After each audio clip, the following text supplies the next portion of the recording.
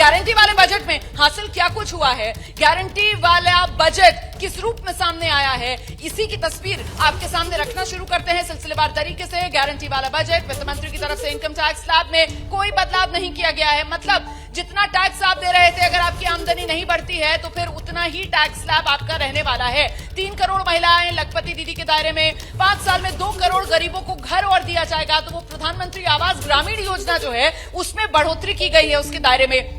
और बड़ी बात यह कि वो कैपेक्स इंफ्रास्ट्रक्चर वहां पर 11% की बढ़ोतरी कर पिछले बजट में जो 10 लाख करोड़ का आंकड़ा था वो अब की बार 11.11 लाख करोड़ कर दिया गया है। अच्छा, पर्यटन पर जोर, और खासतौर से वो लक्षद्वीप जो पिछले दिनों खबरों में खूब सुर्खियां बटोर रहा था, उसी लक्षद्वीप के पर्यटन का जिक्र भी यहां पर आज के बजट भाषण में किया गया। राज्यों को 75,000 करोड़ का कर्ज देने की बात भी इस बजट भाषण में की गई। 10 साल पुराना 10,000 तक का जो टैक्स है वो माफ करने की बात कही गई है। ये जो पूरी खबर है, इस पहलू को और समझेंगे। 40,000 रेल बोगी वंदे भारत वाली वो चलाने की बात सरकार की तरफ से की गई है, सामान्य बोगी जो। और अच्छा, इस बीच देखिए प्रतिक्रियाएं आना शुरू हो गई हैं। कांग्रेस के नेता मनीष तिवारी क्या कह रहे हैं, सुनाते हैं आपको।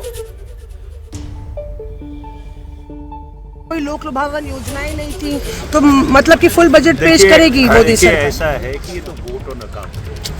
इस बजट का सिर्फ एक ही मकसद है, और वो मकसद ये है कि जो इस वित्तीय वर्ष का पहला क्वार्टर है उसमें ये सरकार का कामकाज चलता रहे। जो चिंता वाली बात है वो ये है कि पिछले वित्तीय वर्ष, जो वित्तीय वर्ष 31 मार्च 2024 को ख़त्म होगा, 18 लाख करोड़ रुपए का बजटरी डेफिसिट, और ये बजटरी डेफिसिट अगले आने वाले साल में जो आंकड़े वित्त मंत्री ने प्रस्तुत किए हैं वो बढ़ेंगे। इसका ये मतलब है कि सरकार कर्जा लेकर अपना खर्चा चला रही है।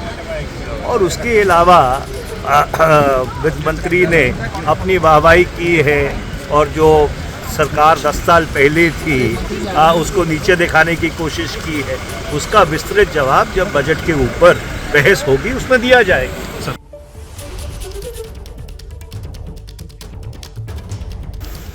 तो कांग्रेस के सांसद मनीष तिवारी को आप सुन रहे थे, मायूसी जताते हुए और एक तरीके से नकारात्मक नंबर्स बजट को देते हुए। आप किस रूप में देख रहे हैं इस बजट को टैक्स के सिलसिले में? देखिए, ये बजट इंटरिम बजट था, इलेक्शन से पहले का बजट था, तो उसी लाइन पर रहा। इनकम टैक्स में अगर हम देखें तो कुछ भी परिवर्तन नहीं किया गया, केवल 2 चीजें बोली गई इनकम टैक्स के लिए। बाकी किसी चीज न रेट को टच किया, न एग्जम्पशंस को टच किया, न डिडक्शंस को टच किया। जो 2 चीज बोली गई है कि स्टार्टअप के लिए बोली गई, स्टार्टअप। मैं आपके पास आऊंगी सर। ज्योतिरादित्य सिंधिया हैं, क्या कह रहे हैं इस बजट को लेकर केंद्रीय मंत्री, उनकी प्रतिक्रिया जरा सुनते हैं पहली प्रतिक्रिया क्या है? बजट पेश हो गया है आपका। ये एक संदेश है कि भारत ने जो पिछले दशक में प्रधानमंत्री जी के नेतृत्व में प्रगति और विकास का एक नया कीर्तिमान स्थापित किया है। एशिया में नहीं लेकिन विश्व पटल पर आज 5वीं बड़ी आर्थिक शक्ति के रूप में भारत उभर चुकी है। 10वें नंबर पे थी, 3 साल में 3री बड़ी आर्थिक शक्ति के रूप में उभरेगी।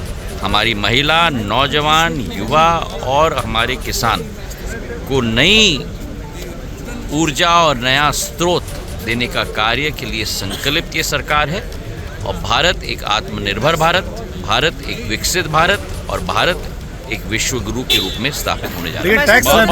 टैक्स स्लैब में कोई वोटर अकाउंट में नहीं हो सकता। ज्योतिरादित्य सिंधिया सर,